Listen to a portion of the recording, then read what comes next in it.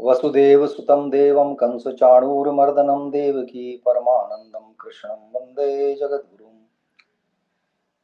आप सभी महानुभावों, सनातन धर्मावलंबियों, सुधी श्रोताओं, दर्शकों, मैं डॉक्टर शैलेंद्र कुमार आपका इस चैनल पर धर्म मीमांसा जिसका नाम है उस पर स्वागत करते हैं, अभिनंदन करते हैं।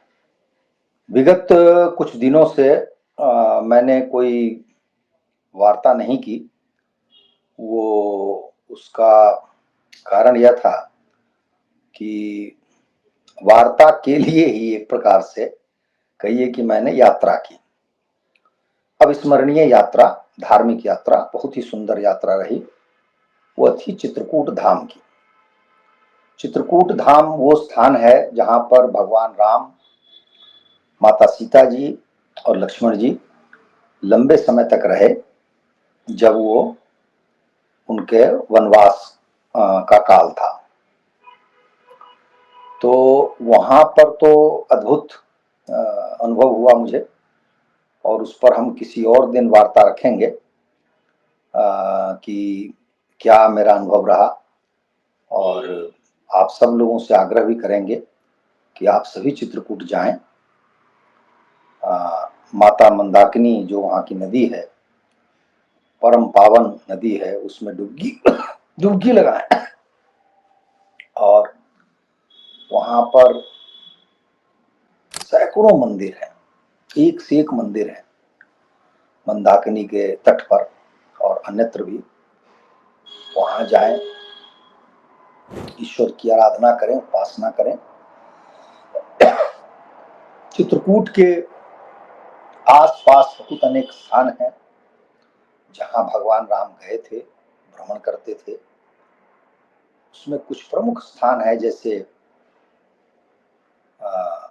महर्षि अत्रि का भी वहां पर स्थान है, सती अनसुईया का भी स्थान है। एक बड़ा सुंदर सा मंदिर है पहाड़ पर, उसका नाम है हनुमान धारा। तो इस प्रकार से अनेकानेक मंदिर हैं। भरतकूप है, कहते हैं कि भरत जी ने उस कूप का शुभारंभ किया था। तो इस प्रकार से अनेक घटनाएं भी वहां घटी हैं, क्योंकि ये वही स्थान है जहां रामानुज भरत जो है वो अयोध्या से गए हैं भगवान राम से मिलने, उनको वापस लाने के लिए, आग्रह करने के लिए। वहीं गुप्त गोदावरी है, जहाँ के विषय में भी कहते हैं कि वो स्थान भी भगवान राम से जुड़ा हुआ है। और इस प्रकार अनेक पवित्र स्थल हैं। और मुझे नहीं लगता कि भगवान राम से तो ऐसे अनेक स्थान जुड़े हुए हैं, लेकिन चित्रकूट में उन्होंने सर्वाधिक समय बिताया है, जब उनका वनवास चल रहा था। इसलिए वो अति पवित्र स्थान है। महर्षि भारद्वाज ने जब वो प्रयागराज में थे और भगवान राम ने उनसे पूछा कि मुझे किसी ऐसे स्थान के विषय में बताइए जहां हम सब लोग रह सकें, और माता सीता के विषय में भी उन्होंने कहा कि उनको अच्छा लगे, तो ये जो स्थान का चयन है चित्रकूट पर्वत, वो महर्षि भरद्वाज ने किया था। तो इस प्रकार से उसकी जो कथाएं हैं और मेरा अनुभव है वो मैं आपके सामने रखूंगा समय समय पर। परंतु आज का जो विषय है वो हमें इतिहास में ले जाता है, और वह है कथा कालिंजर दुर्ग की। जब मैं इतिहास की पुस्तकें पढ़ा करता था छात्र जीवन में, 9वीं 10वीं 10वीं 11वीं, ये सब जो कक्षाएं हैं, या उससे पूर्व की 6ठी 7वीं के विषय में भी, और मैं चूंकि बिहार का रहने वाला हूं, इसलिए वहां पर शेरशाह के विषय में पढ़ाया जाता है। तो कालिंजर शब्द मेरे मन मस्तिष्क में बैठा हुआ था इस रूप में कि वहां बारूद में आग लग गई थी और उससे शेरशाह सूरी मारा गया था, और उसी के बाद से हुमायूं की वापसी हुई थी। तो जब भी मैं पढ़ता था तो ये कालिंजर शब्द को लेकर के इतना ही लिखा हुआ मिलता था कि बारूद के ढेर में आग लग गई, शेरशाह सूरी मारा गया। ये कालिंजर जो शब्द है, इस शब्द को लेकर के भी कुछ नहीं लिखा हुआ होता था। मेरी अज्ञानता कहिए या शिक्षा प्रणाली का दोष, किसी ने बताया नहीं, कहीं कुछ लिखा हुआ नहीं था। भ्रमवश मैं कई बार सोचता था कि यह शब्द अरबी का है कि फारसी का है। ऐसा नहीं लगता था कि हमारा ही शब्द है यह कालिंजर, और इसके उच्चारण में भी दोष है। सही शब्द कालिंजर है, लेकिन बहुत लोग इसको कलिंजर बोलते हैं। जब आप वहां जाएंगे तो आसपास के लोग भी उसको कलिंजर कलिंजर करके बोलते हैं। तो यह भी अज्ञानता है और हमारी जो शिक्षा है उसका दोष है। तो ऐसा क्यों है? ये मेरे मन में किशोरावस्था से ही बात खटकती थी कि कालिंजर दुर्ग क्या है। दुर्ग तो मैं कह रहा हूं, इतिहास की पुस्तकों में आपको किला शब्द का प्रयोग मिलेगा, किला, कालिंजर का किला। तो बहुत बार ऐसा समय आया कि जब मैं वहां जाना चाहता था कालिंजर, लेकिन वो ऐसा कोई सुयोग बना नहीं। इस बार जब मैं चित्रकूट जा रहा था तो मेरे मन में ये बात फिर से आ गई। चित्रकूट से लगभग 70 किलोमीटर दूर बांदा जिले में कालिंजर का दुर्ग है। तो मैंने सायास वहां पहुंचने की योजना बनाई और एक गाड़ी लेकर मैं वहां से चला। कालिंजर का जो दुर्ग है वो भारत के जितने भी दुर्ग होंगे या किले होंगे बड़े बड़े, उनमें से एक है। अर्थात विशालतम दुर्गों में से एक है, और वो पर्वत पर है, ऊंचा पर्वत। आप यदि नीचे से देखने का प्रयास करेंगे तो भूमि से वो दुर्ग नहीं दिखता है, क्योंकि वो जो पर्वत है वो जैसे राजस्थान में बहुत सारे पर्वत हैं जिन पर किले बने हुए हैं या वो दुर्ग बने हुए हैं, तो वो नीचे से ही दिखाई देते हैं, क्योंकि वहां पर इतनी घनी हरियाली नहीं होती है, इतने पेड़ नहीं होते हैं। लेकिन यहां पहाड़ के नीचे से लेकर के उसकी चोटी तक घनघोर वन जैसा है। तो उसमें जो उसकी बनावट है दुर्ग की, या दुर्ग कहिए, वो नीचे से नहीं स्पष्ट हो पाता है, नहीं दिखता है। यदि किसी को बताया ना जाए कि यहां पर दुर्ग है तो वो नहीं समझ पाएगा। कहीं कहीं पे उसकी जो बाहर की दीवारें हैं उसका ऊपर का हिस्सा थोड़ा सा दिखता है। तो बड़ी ऊंचाई पर है वो पर्वत, पर्वत पर है।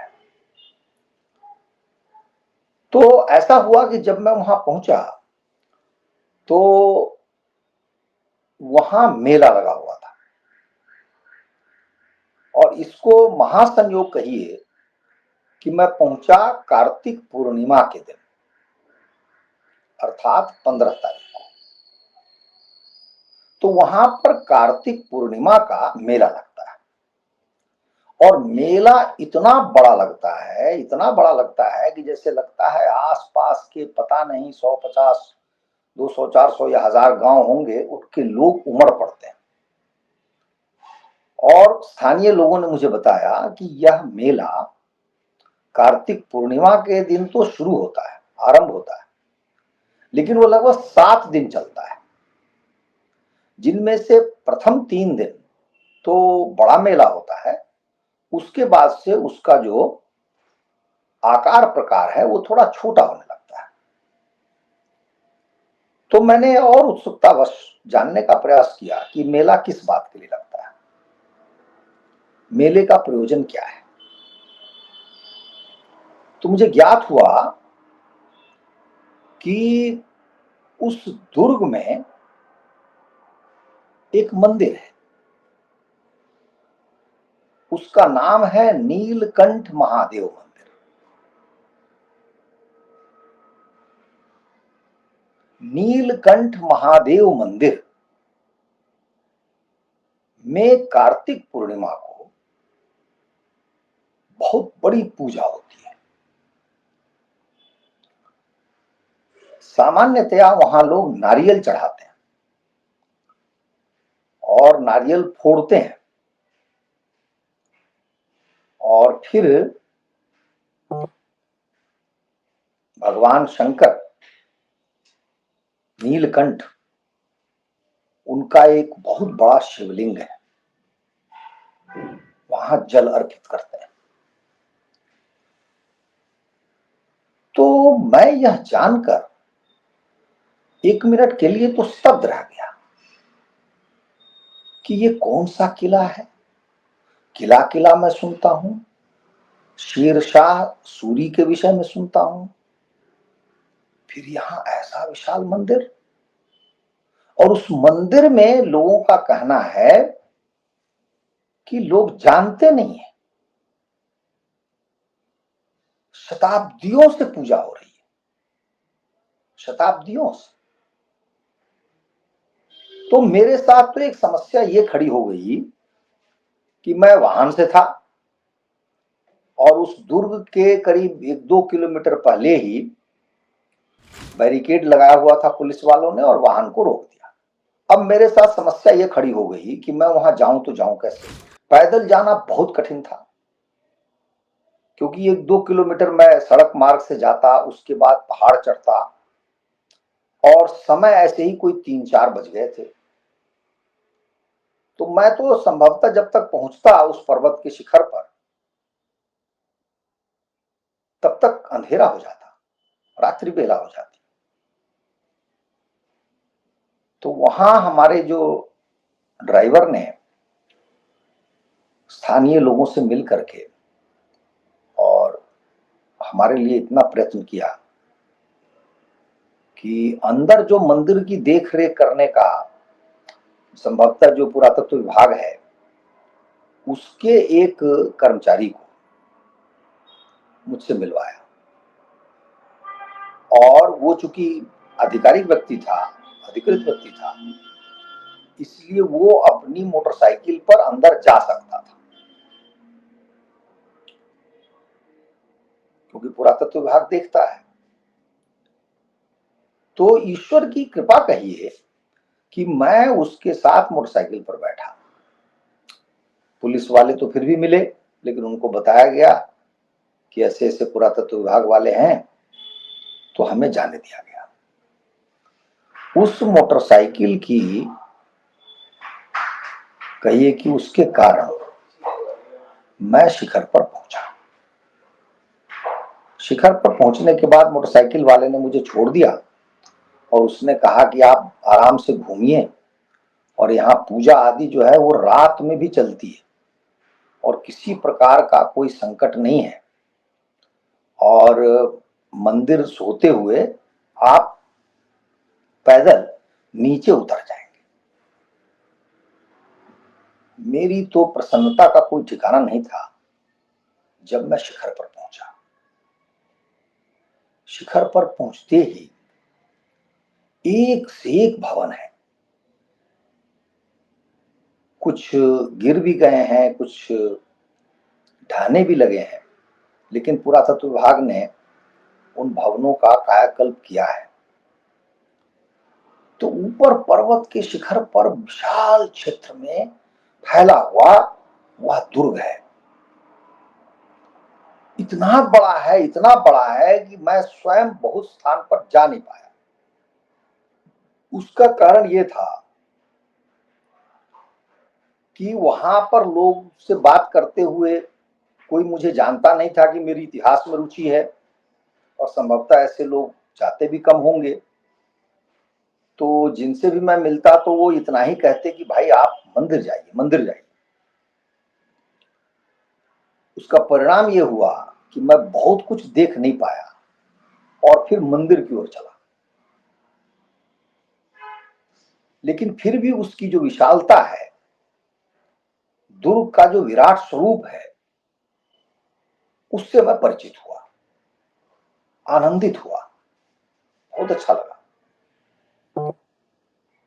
ऐसे ही स्थानीय लोगों से बातचीत होती रही तो मालूम हुआ कि जो नीलकंठ महादेव हैं, उनकी कथा उन्होंने समुद्र मंथन से जोड़ी है। क्योंकि समुद्र मंथन में हलाहल मिला था, विष मिला था, और एक और देवता एक और दानव सभी घबरा गए थे कि इसका क्या होगा। तो एक ही हैं, भगवान शिव। उन्होंने विषपान किया था, कंठ का रंग बदल गया, कंठ नीला हो गया, और तभी से भगवान को नीलकंठ कहा जाने लगा। तो महादेव के नीलकंठ स्वरूप को दुर्ग में स्थापित किया गया। दुर्ग की कथा यह है कि आज हम 21वीं शताब्दी में हैं, जिसको सामान्य युग कहते हैं। तो आप समझिए कि ये लगभग 2300-2400 साल पुराना दुर्ग है, ऐसा कहा जाता है।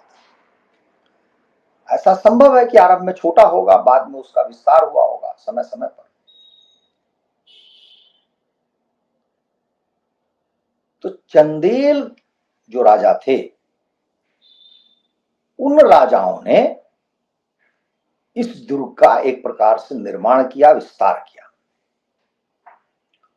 7वीं शताब्दी से लेकर 15वीं शताब्दी तक, लगभग 800 वर्ष तक, तो निरंतर चंदेल राजा वहां रहे, वहां से उन्होंने शासन किया।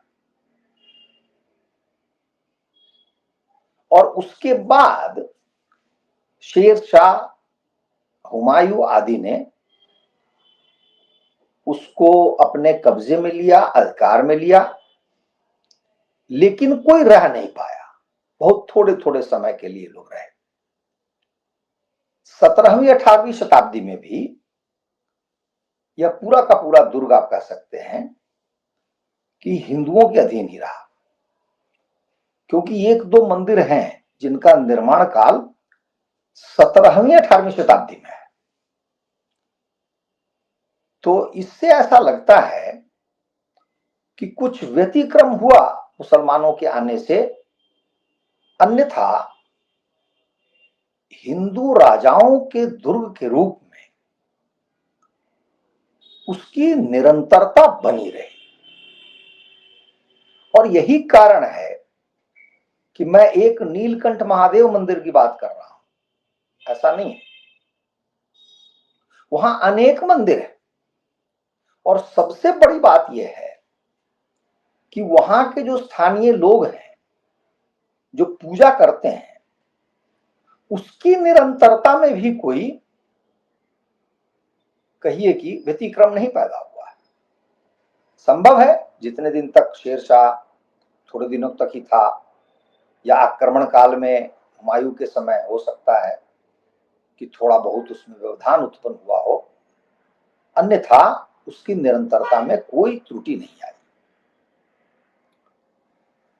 जिस मेले को मैंने अपनी आंखों से देखा, उस मेले में हजारों की संख्या में लोग पहुंचते हैं, हजारों।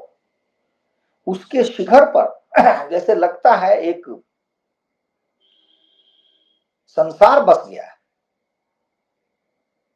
और एकदम से शिखर पर तो संभवतः प्रशासन अनुमति नहीं देता होगा दुकान खोलने की, लेकिन शिखर के थोड़ा ही नीचे आप देखेंगे तो जमीन से लेकर के पूरे पर्वत पर दुकानें ही दुकानें सजी होती हैं। और वहां ऊपर जाए तो अनेक प्रकार के करतब होते हैं, खेल कूद होते रहते हैं। मनोरंजन के लिए जैसे मेले में होता है।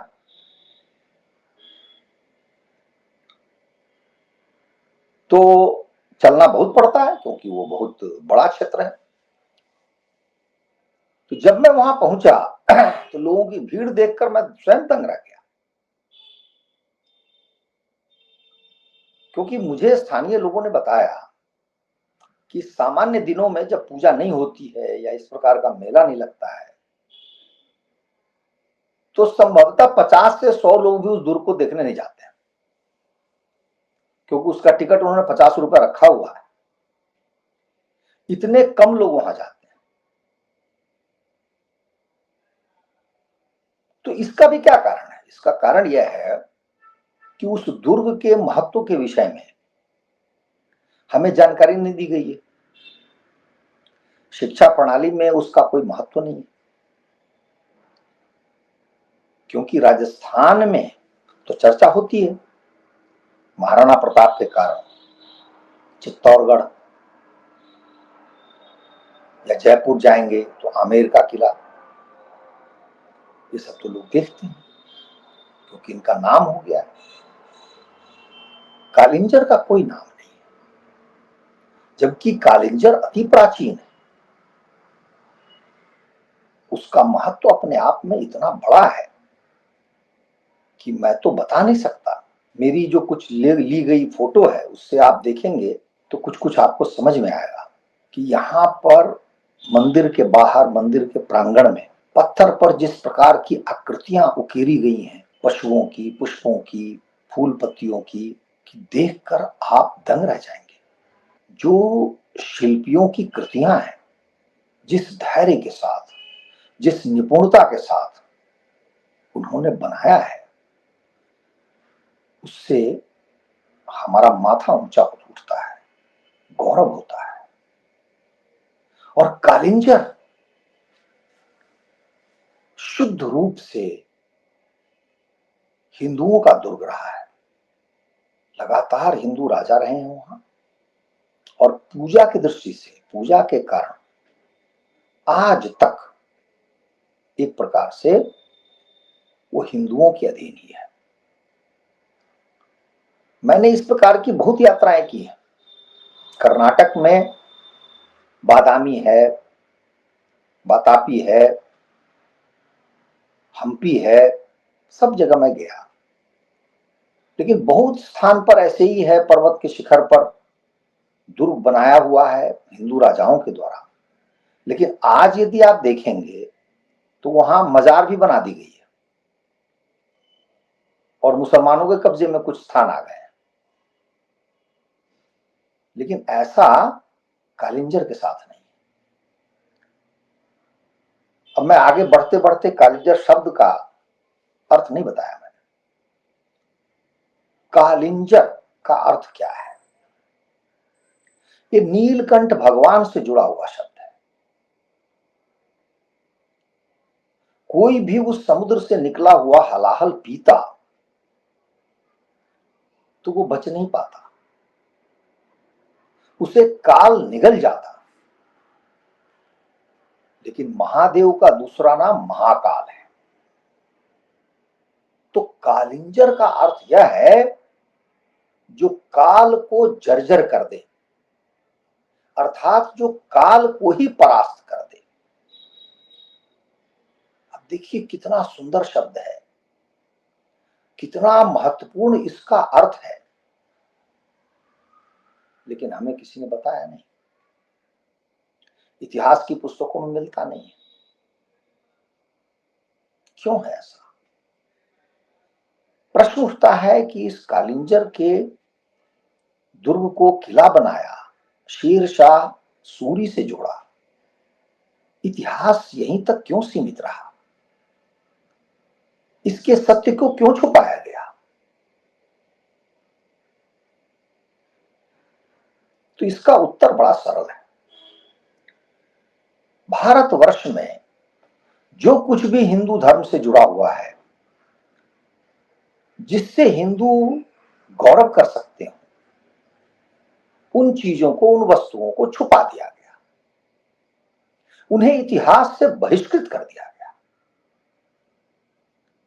इसीलिए आप देखेंगे कि मुसलमानों द्वारा थोड़ा बहुत जो भी बनाया गया है, वैसे मुसलमान बहुत बड़े निर्माता नहीं थे, अनेक स्थानों पर ऐसे ही अधिकार करके, कब्जा करके अपना काम चलाते थे, लेकिन आप देखेंगे कि उसका बहुत प्रशस्तिगान है। उसके बाद दूसरे स्थान पे है बौद्ध मत से जुड़ी हुई चीजें, और ये ईसाइयों ने जानबूझकर किया, क्योंकि हिंदू धर्म के विरुद्ध बौद्ध मत को खड़ा किया। वह बौद्ध मत था नहीं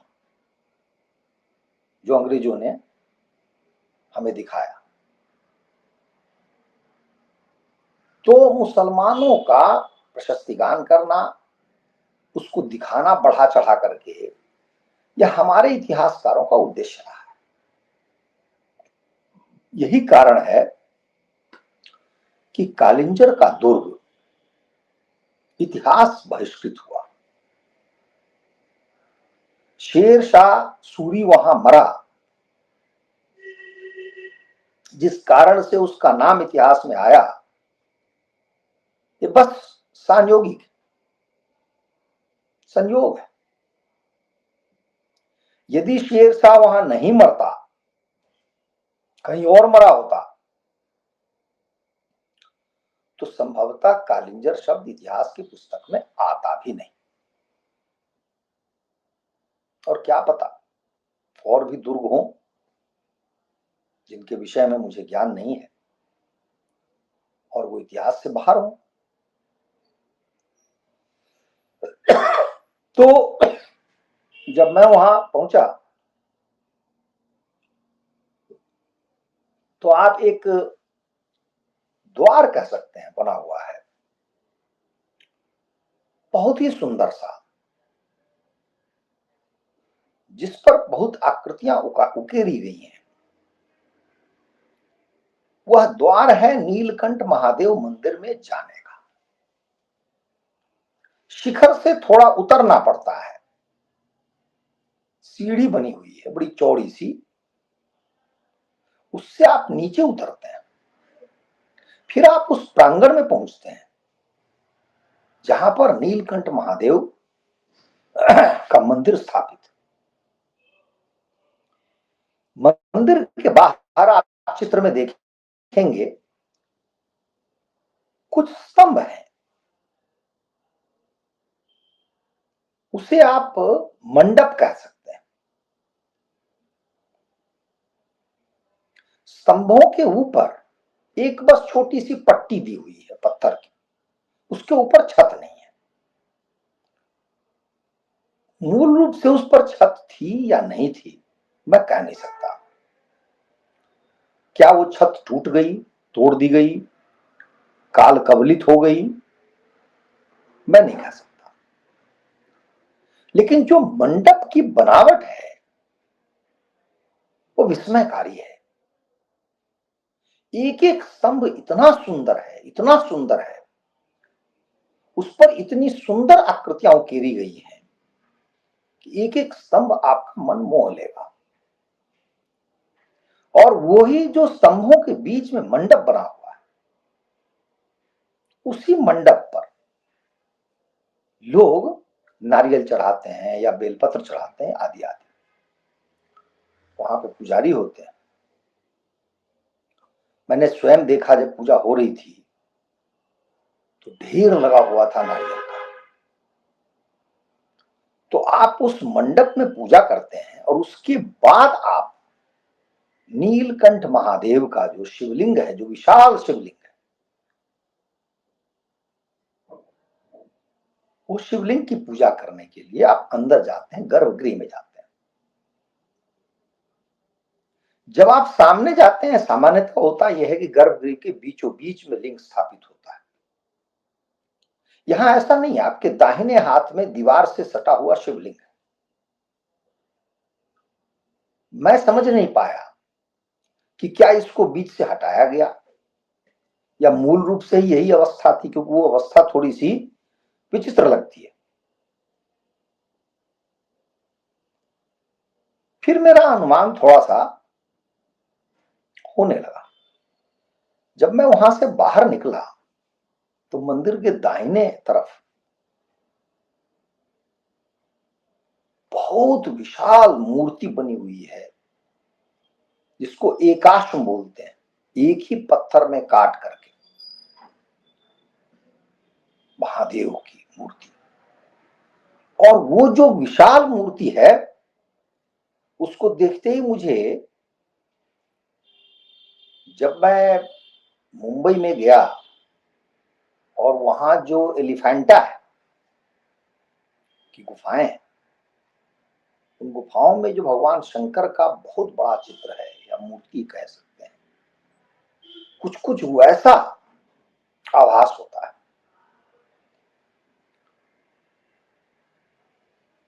मैंने चित्र लिया है, आप देख सकते हैं, लेकिन उस भगवान की मूर्ति का की जो मुखाकृति है, नाक है,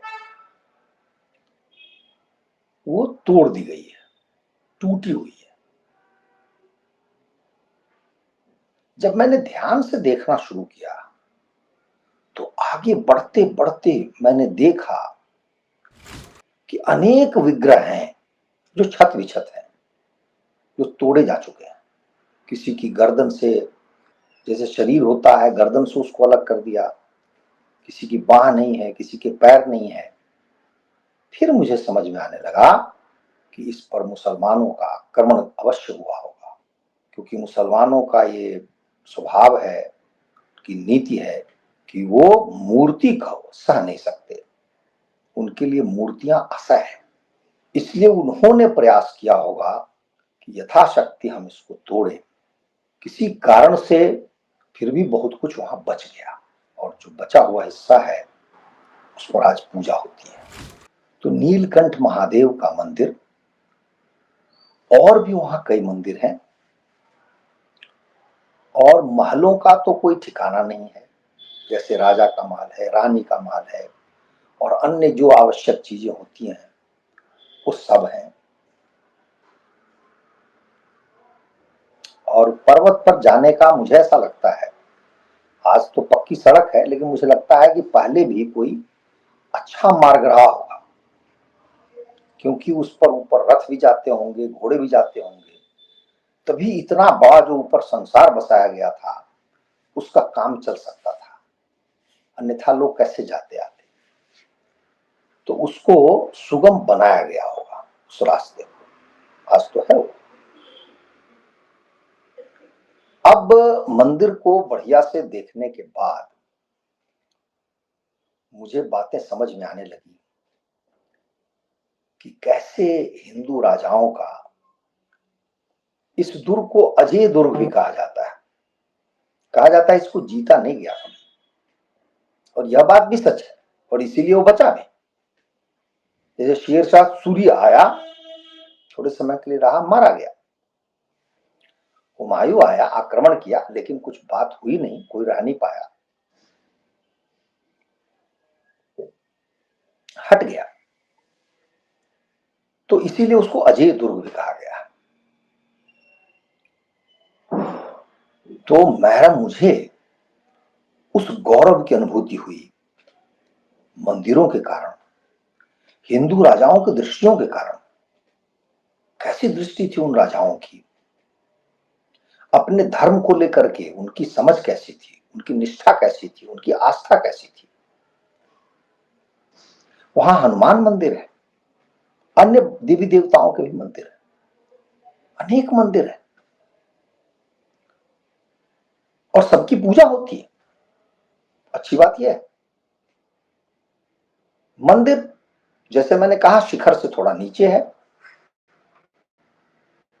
वहां से मैंने पता किया कि नीचे उतरने का क्या मार्ग होगा, तो लोगों ने बताया कि मंदिर से ही एक सीढ़ी नीचे उतरती है। जब तक मैं वहां था तो मैंने सोचा कि पूरे समय का उपयोग किया जाए, जब तक प्रकाश है, जब तक उजाला है, तब तक मैं इस दुर्ग को देखूंगा, निहारूंगा, जितनी भी तस्वीरें ले सकूंगा लूंगा। तो ये सब मैंने किया। तो ऊपर जब मैंने बताया कि एक मार्ग है, एक द्वार है नीलकंठ महादेव मंदिर जाने का, उस द्वार से ही जो एक पेरीमीटर वॉल बोलते हैं, बाउंड्री बोलते हैं, उस बाउंड्री को देखने का मुझे अवसर मिला। तब इतनी विशाल दीवार, इतनी ऊंचाई पर कि आपकी आंखें देख नहीं पाएंगी, क्योंकि बहुत आगे चल के वो गोल जैसा घूमती है दीवार, तो उसकी लंबाई का आपको पता नहीं चलेगा। वैसा ही मुझे अनुभव हुआ जब मैं मंदिर के नीचे उतरा, फिर देखा, फिर से वो दीवार दिखी मुझे। तो कहते हैं कि पूरी जो दूरी है उसकी, जिस पर मैं खुद स्वयं आया, सीढ़ी उतरते उतरते एकदम से समतल तक, तो वो कुल दूरी 2 किलोमीटर की है। 2 किलोमीटर 2 किलोमीटर की सीढ़ियां उतरते उतरते उतरते आधे मार्ग के बाद तो मैं थक गया। कई बार मुझे ऐसा लगता था कि मैं उतर भी पाऊंगा या नहीं उतर पाऊंगा, क्योंकि पैरों की पिंडलियां जो है दुखने लगी। फिर मैंने अपनी गति को धीमा किया, और जैसे जैसे मैं आगे बढ़ता गया अंधेरा भी गहराता गया। वैसे रास्ते में पूरे मार्ग पे छोटी मोटी दुकानें थी, लेकिन अब वो दुकानें भी बंद हो रही थी रात्रि बेला के कारण। जब तक मैं समतल पर पहुंचा तो आप समझिए, ऐसा लग रहा था कि मेरा शरीर टूट रहा है। इतना परिश्रम करना पड़ता है, इतनी ऊंचाई है उसकी। लेकिन मैंने ईश्वर को धन्यवाद किया, उनके प्रति कृतज्ञता प्रकट की, अपने आप को भाग्यवान समझा कि उस मेले में भी मुझे वहां जाने का अवसर मिला, और मैंने वो देखा जो, जैसा मैंने बताया कि मुश्किल से 50 लोग ही प्रतिदिन जाते होंगे। तो एक दुर्लभ कहिए कि संसार मैंने देखा, हमारे हिंदू राजाओं की अनुपम उपलब्धि देखी, और मंदिरों का तो क्या कहा जाए, जितना भी कहें वो कम है। तो मेरी आप सब लोगों से यही विनती है कि जब भी अवसर मिले उस कालिंजर के दुर्ग को आप देखिए, वहां जाइए, हमारे गौरव को समझिए, हमारी उपलब्धियों को समझिए। मैं स्वयं इस विषय पर जहां तक सामग्री उपलब्ध होगी उसको एकत्रित करूंगा और इस पर लिखूंगा भी, क्योंकि मैंने थोड़ा बहुत जो चेक किया मोबाइल पर, तो एक तो वीडियो मिला जिस पर उसको दुर्ग को समझाया गया है कि उस दुर्ग पे क्या है नहीं है। और दूसरा मैंने लेख पढ़ा, उस लेख में तो बस रहस्यमयी बातें बताई गई हैं और उसको एक सनसनीखेज जो आप कह सकते हैं उस तरह का उसको बनाया गया है कि रात में वहां कुछ आवाज सुनाई देती है तो ये होता है वो होता है। दोनों में बहुत विशेष कोई ज्ञान मुझे नहीं समझ में, और कम से कम हिंदुओं का जो गौरवशाली अतीत है, इतिहास है, उस पर तो बिल्कुल मैंने कुछ नहीं देखा किसी को टीका टिप्पणी करते हुए। यह पक्ष हम जान नहीं पाए और मेरे लिए विशेष उपलब्धि रही कि मैं वहां पहुंचा और कालिंजर को जान सका। मुझे आशा है आपको कालिंजर दुर्ग के विषय में मेरी वार्ता के बाद आपकी उत्सुकता बढ़ेगी और वहां अवश्य प्रयास करेंगे जाने का। जाने से पहले कुछ और जानकारी यदि मिले तो वो और उत्तम, लेकिन मैं इतना अवश्य कहूंगा कि आप वहां जाइए, अपनी आंखों से देखिए। मेरा तो ऐसा कुछ संयोग रहा कि बहुत अधिक समय नहीं मिला, जैसे मैंने बताया 3-4 बजे के आसपास में पहुंचा था और 1.5 घंटे 2 घंटे के बाद ही अंधेरा होने लगा था। जब अंधेरा होने लगा तो मुझे वापस आना पड़ा क्योंकि अंधेरे में कुछ देख नहीं सकता था। लेकिन कहते हैं कि उसको देखने के लिए सांगोपांग पूरा आराम से देखने के लिए कम से कम 2 दिन का समय चाहिए। यदि 2 दिन न भी हो तो 1 दिन के लिए आप जाइए, 9-10 बजे प्रातः काल और 5 बजे शाम तक रहिए, तो मुझे लगता है उस कालिंजर के साथ हम न्याय कर पाएंगे, इतना देख पाएंगे। मुझे भी यदि ईश्वर की कृपा हुई तो मैं दोबारा जाना चाहूंगा, जबकि मैं उस दुर्ग के अनेक हिस्सों को भी देखना चाहूंगा जो मैं देख नहीं पाया इतना विस्तार से। तो ऐसा है हमारा कालिंजर दुर्ग, ऐसा है हमारे हिंदुओं का इतिहास, इतना गौरवशाली, इतना सुंदर, इतना अच्छा। तो उसको जानकर देखकर मन प्रफुल्लित होता है, मन गदगद हो जाता है। कैसे थे हमारे पूर्वज, कैसी धरोहर हमारे लिए छोड़ गए हैं।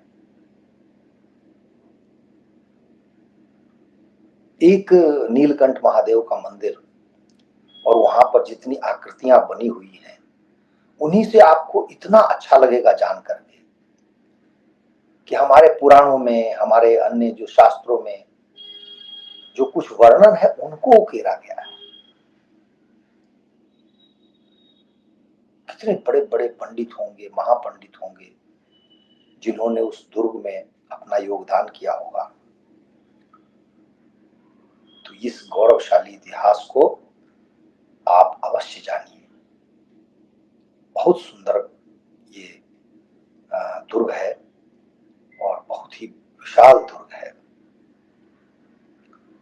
तो मैं यहीं पर अपनी वाणी को विराम देता हूं। आपसे निवेदन करता हूं कि हमारे इस चैनल को आप सब्सक्राइब अवश्य करें, साथ ही हमारी वार्ता को लाइक करें और टिप्पणी अवश्य करें।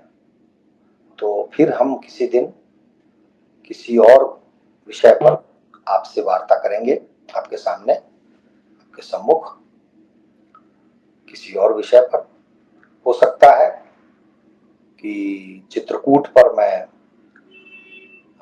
वार्ता करूं, क्योंकि वहां से मैं आया और थोड़ा बहुत जो मुझे पहले से ज्ञान था